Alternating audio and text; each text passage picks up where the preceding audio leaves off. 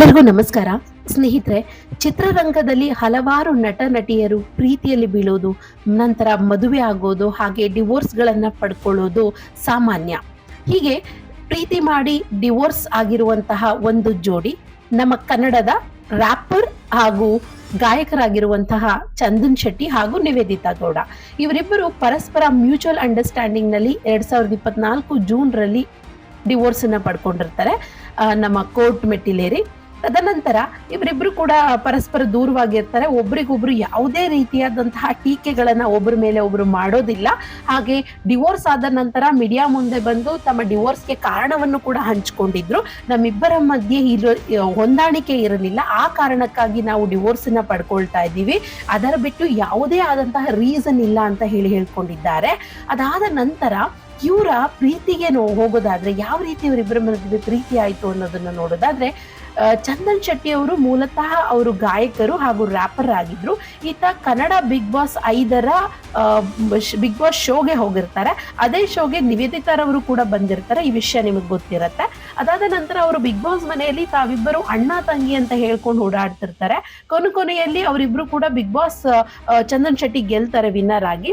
ಹೊರಗೆ ಬಂದ ನಂತರ ಅವರಿಬ್ರು ಕೂಡ ಪ್ರೇಮಿಗಳಾಗ್ಬಿಡ್ತಾರೆ. ಅಣ್ಣ ತಂಗಿ ಅಂತ ಹೇಳ್ಕೊಂಡಂತ ಸಂಬಂಧ ಪ್ರೇಮಿಗಳಾಗಿ ಕನ್ವರ್ಟ್ ಆಗುತ್ತೆ. ಇದು ಯಾವ ರೀತಿ ಅಂತ ನನಗೆ ಗೊತ್ತಿಲ್ಲ. ಎಷ್ಟು ಇಮ್ಮೆಚುರಿಟಿ ಅನ್ನೋದನ್ನ ತೋರಿಸುತ್ತೆ.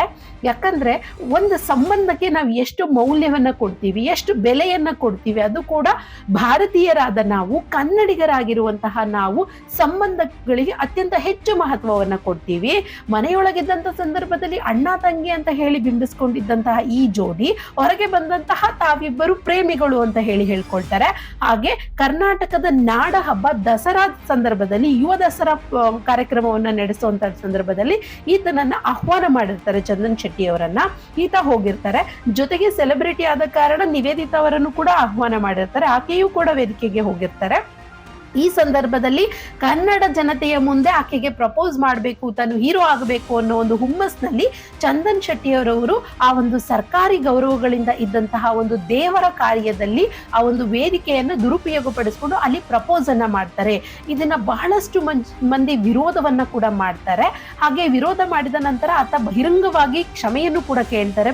ಇಬ್ರು ಕೂಡ ನಿವೇದಿತಾ ಹಾಗೂ ಚಂದನ್ ಶೆಟ್ಟಿ ಇಬ್ರು ಕೂಡ ಕ್ಷಮೆಯನ್ನ ಆಚಿಸ್ತಾರೆ. ಇದಾದ ನಂತರ ಅಂದ್ರೆ ಅವರು 2019 ಅಕ್ಟೋಬರ್ನಲ್ಲಿ ಪ್ರೀತಿಯಲ್ಲಿ ಬಿದ್ರು.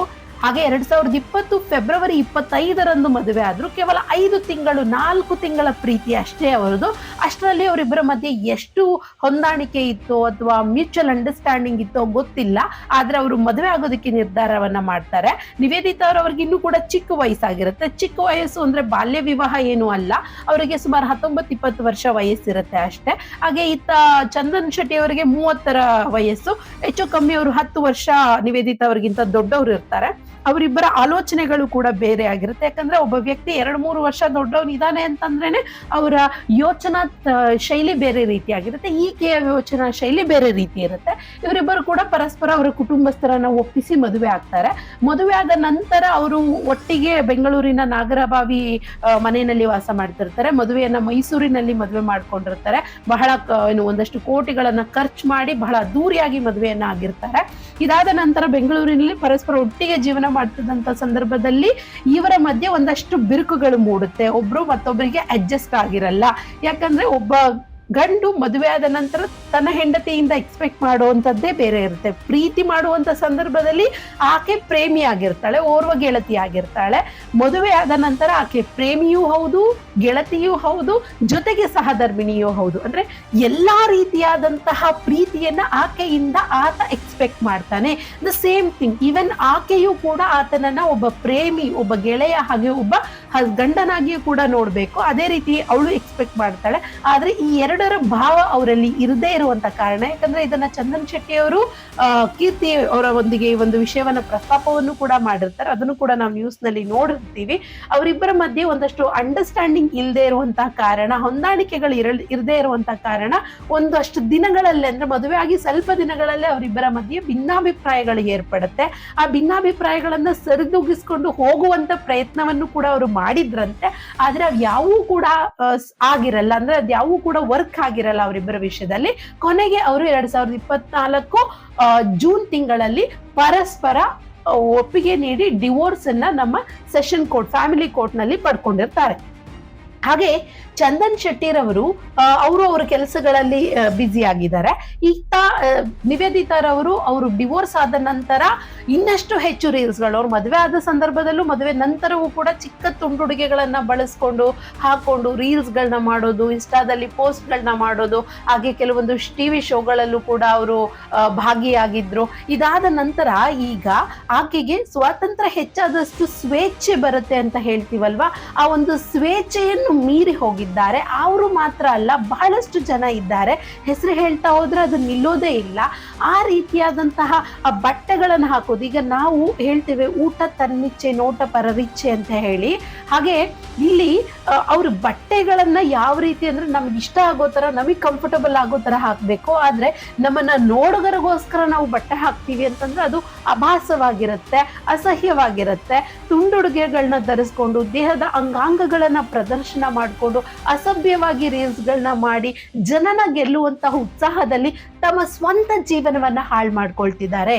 ಹಾಗೆ ಜನ ಅದಕ್ಕೆ ಟೀಕೆಗಳನ್ನು ಮಾಡ್ತಾರೆ. ಇವರು ಓಕೆ, ನಿಮ್ಗೆ ಇಷ್ಟ ಆಯ್ತಾ, ನೀವು ರೀಲ್ಸ್ ಮಾಡ್ಕೊಳ್ಳಿ, ನಿಮ್ ಖುಷಿಗೆ ನೀವು ನೋಡ್ಕೊಳ್ಳಿ.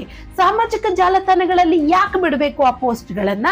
ಯಾಕೆ ಜನ ನೋಡಿ ನಿಮ್ಮನ್ನ, ಅಥವಾ ನೀವು ಸಕ್ರಿಯರಾಗಿ ಇದ್ದೀವಿ ಅಥವಾ ನಿಮ್ ಬಗ್ಗೆ ಜನ ಮಾತಾಡ್ಲಿ ಅನ್ನೋ ಕಾರಣಕ್ಕೆ ಈ ತರ ವಿಡಿಯೋ ಬಿಡೋದಾದ್ರೆ ನಿಜಕ್ಕೂ ಕೂಡ ನೀವೇ ಅವರ ವಿಷಯದಲ್ಲಿ ಆಹಾರವಾಗಿ ಹೋಗ್ತೀರಾ. ಜನ ನೆಗೆಟಿವ್ ಆಗಿ ನಿಮ್ಮನ್ನ ಬಿಂಬಿಸ್ತಾರೆ. ಯಾಕೆ ನಿಮ್ಮ ಜೀವನಕ್ಕೆ ನೀವೇ ಮುಳ್ಳಾಗ್ತೀರಾ? ಈ ಒಂದು ಸ್ಥಿತಿ ಇದೀಗ ನಿವೇದಿತಾರವರಿಗೆ ಬಂದಿದೆ. ಆಕೆ ಫಾರಿನ್ ನಲ್ಲಿ ಕ್ರಿಸ್ಮಸ್ ಹಾಗೆ ನ್ಯೂ ಇಯರ್ 2025 ನ್ಯೂ ಇಯರ್ ನ ಸೆಲೆಬ್ರೇಟ್ ಮಾಡಕ್ಕೆ ಅಂತ ಹೇಳಿ ಫಾರಿನ್ ಹೋಗಿದ್ದಾರೆ. ಅಲ್ಲಿ ಒಬ್ಬ ವ್ಯಕ್ತಿಯೊಂದಿಗೆ ಆಕೆ ಟೈಮ್ ಅನ್ನ ಸ್ಪೆಂಡ್ ಮಾಡಿದಾಳೆ. ಆಕಾಶದ ದೀಪವನ್ನ ಆಕೆ ಹಾರಿಬಿಟ್ಟಿದ್ದಾರೆ. ಅಂದ್ರೆ ನಾವು ದೀಪಾವಳಿಯ ಸಂದರ್ಭದಲ್ಲಿ ದೀಪವನ್ನ ಬಿಡ್ತೀವಲ್ಲ, ಆ ರೀತಿ ಆಕೆ ಒಂದು ಬೀಚ್ ಸೈಡ್ ಬಿಟ್ಟಿದ್ದಾರೆ. ತುಂಡುಡುಗೆ ತೊಟ್ಟಿದ್ದಾಳೆ. ಆತನು ಕೂಡ ಶರ್ಟ್ಲೆಸ್, ಅಂದ್ರೆ ತನ್ನ ಬಾಡಿ ಪ್ರದರ್ಶನ ಮಾಡಿದ್ದಾರೆ. ಒಂದು ಸ್ಕರ್ಟ್ ಮಾತ್ರ ಹಾಕಿದ್ದಾನೆ. ಈ ಒಂದು ವಿಡಿಯೋನ ನೋಡಿದಂತಹ ಎಷ್ಟೋ ಜನ ನೆಟ್ಟಿಗರು ಹೊಸ ಬಾಯ್ ಫ್ರೆಂಡ್ ಇರಬಹುದು ಅಂತ ಹೇಳಿದ್ದಾರೆ. ಹಾಗೆ ಕೆಲವೊಬ್ರು ಇಲ್ಲ ಅಣ್ಣನೋ ತಮ್ಮನೋ ಇರ್ಬೋದು, ಆ ರೀತಿ ಮಾತನಾಡೋದು ತಪ್ಪು ಅಂತ ಹೇಳಿದ್ದಾರೆ. ಆತ ನೋಡೋದಕ್ಕೆ ಸಂಬಂಧ ಇಲ್ಲದೆ ಇರುವ ವ್ಯಕ್ತಿಯಾಗೆ ಕಾಣಿಸ್ತಾನೆ. ಆತ ನೋಡೋದಕ್ಕೆ ಫಾರಿನರ್ ತರ ಇದ್ದಾನೆ. ಈ ಎಲ್ಲವೂ ಕೂಡ ಇವರು ಮಾಡುವಂತಹ ಸ್ವಯಂಕೃತ ತಪ್ಪುಗಳೇ. ಸೊ ನೀವೇ ನಿಮ್ಮ ಜೀವನಕ್ಕೆ ಮುಳುವಾಕೊಳ್ತಾ ಇದ್ದೀರಾ. ಈತ ಚಂದನ್ ಶೆಟ್ಟಿ ಒಂದಷ್ಟು ರೂಮನ್ ಅವರಿಗೆ ಸಂಬಂಧಪಟ್ಟಂತೆ ಆತ ಒಬ್ಬ ಸೆಲೆಬ್ರಿಟಿ ಹೀರೋಯಿನ್ ಅನ್ನ ಇಷ್ಟಪಡ್ತಾ ಇದ್ದಾರೆ. ಆಕೆಯನ್ನೇ ಮದುವೆ ಆಗ್ತಾರೆ. ಸಂಜನಾ ಆನಂದ್ ಅಂತ ಹೇಳಿ ಸಲಗ ಸಿನಿಮಾದ ಹೀರೋಯಿನ್. ಹಾಗೆ ಚಂದನ್ ಶೆಟ್ಟಿ ಅವರ ಆಲ್ಬಮ್ ಸಾಂಗ್ ನಲ್ಲೂ ಕೂಡ ಕಾಣಿಸಿಕೊಂಡಿದ್ದಾರೆ. ಆಕೆಯನ್ನ ಮದುವೆ ಆಗ್ತಾರೆ ಅನ್ನುವಂಥ ವದಂತಿಗಳು ಕೇಳಿ ಬರ್ತಾ ಇದೆ. ಹೀಗೆ ಪ್ರೀತಿಸಿ ಮದುವೆ ಆದಂತಹ ಜೋಡಿಗಳು ಪರಸ್ಪರರ ಬೇರೆ ಆಗಿ ಈಗ ಒಂದಷ್ಟು ಜನರ ಟೀಕೆಗಳಿಗೆ ತುತ್ತಾಗ್ತಾ ಇದ್ದಾರೆ. ಇಂತಹ ಜೋಡಿ ಇದು ಒಂದೇ ಅಲ್ಲ, ಬಹಳಷ್ಟು ಜೋಡಿ ಹೀಗಿದೆ. ನಿಜಕ್ಕೂ ಇದೆಲ್ಲ ಬೇಜಾರಿನ ಸಂಗತಿ. ನೀವು ಓಕೆ, ನಿಮಗೆ ಏನು ಅನ್ಸಲ್ಲ, ನೀವು ಈ ಜನರೇಷನ್ ಅವರು ಅಂತ ಹೇಳಿ ತಳ್ಕೊಂಡು ಹೋಗ್ತೀರಾ. ಆದ್ರೆ ಇದರ ಎಫೆಕ್ಟ್ ನಿಮ್ಮ ಕುಟುಂಬಸ್ಥರಿಗೆ, ನಿಮ್ಮ ತಂದೆ ತಾಯಿಗಳಿಗೆ, ಹಿರಿಯ ಜೀವಗಳಿಗೆ ನೋವನ್ನುಂಟು ಮಾಡುತ್ತೆ. 5 ವರ್ಷದಲ್ಲಿ ಪ್ರೀತಿ ಆಯ್ತು, ಮದುವೆ ಆಯ್ತು, ಡಿವೋರ್ಸ್ ಆಯ್ತು, ಒಂದು ಮಗು ಇದ್ದಿದ್ರೆ ಆ ಮಗುವಿನ ಬಗ್ಗೆ ಯೋಚಿಸಿ.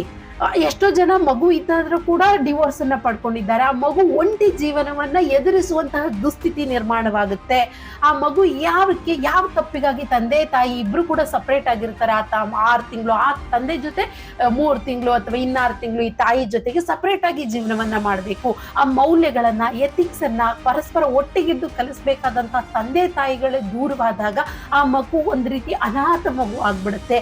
ಇಂತಹ ಕೆಲಸಗಳು ತಪ್ಪಬೇಕು ಅಂತಂದ್ರೆ ಗಂಡು ಹೆಣ್ಣು ಪರಸ್ಪರ ಅಭಿಮತದಿಂದ, ಅನುಮತಿಯಿಂದ ಪ್ರೀತಿಸಿ ಮದುವೆ ಆಗಿ ಕಷ್ಟ ಸುಖಗಳು ಕೂಡ ಒಟ್ಟಿಗೆ ಇರ್ತೀವಿ. ಹೊಂದಾಣಿಕೆ ಇವತ್ತಿಲ್ಲ ಅಂದ್ರೆ ನಾಳೆ ಬರುತ್ತೆ. ಹೊಂದಾಣಿಕೆ ಇಲ್ಲ ಅಂತ ಬಿಟ್ಬಿಟ್ರೆ 100 ಆಪ್ಷನ್ಗಳು ಸಿಗ್ತಾ ಹೋಗುತ್ತೆ. ಹಾಗಂತ 100 ಕೂಡ ನಾವು ಪಡ್ಕೊಳ್ಳೋದಕ್ಕೆ ಸಾಧ್ಯ ಇಲ್ಲ ಅಲ್ವಾ? ಸೊ ಈ ರೀತಿ ಹೇಳ್ತಾ ಈ ವಿಡಿಯೋನ ಇಲ್ಲಿಗೆ ಮುಗಿಸ್ತಾ ಇದ್ದೀನಿ. ವಿಡಿಯೋ ಇಷ್ಟ ಆಗಿದ್ರೆ ಲೈಕ್ ಮಾಡಿ, ಶೇರ್ ಮಾಡಿ, ಕಮೆಂಟ್ ಮಾಡಿ. ಹಾಗೂ ಧ್ರುವತಾರೆ ಯೂಟ್ಯೂಬ್ ಚಾನೆಲ್ನ ಮಿಸ್ ಮಾಡ್ಕೊಳ್ದೆ ಸಬ್ಸ್ಕ್ರೈಬ್ ಮಾಡ್ಕೊಳ್ಳಿ. ಎಲ್ಲರಿಗೂ ಧನ್ಯವಾದಗಳು.